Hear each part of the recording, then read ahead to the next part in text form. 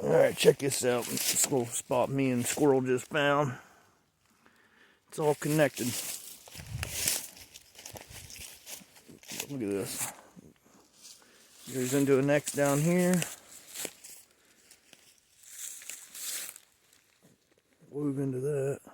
Comes up. It's like they made a little diamond. Got your little X's there, and it kind of runs over to that area. But look what's set down here in the middle of nowhere. Oh, this has got to be 500 yards down the hill. Yeah. Yep. There's no way humans are carrying this down here. And the trees are just so thick through there, like. And then, you know, you got spots like that all the way up through. A little break there. Yeah, that's cool. There's just no straight route. No. For it to get down here. Yeah.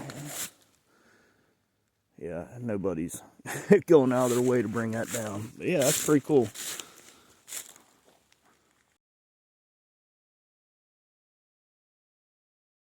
Look at this. This stuff ain't natural, man.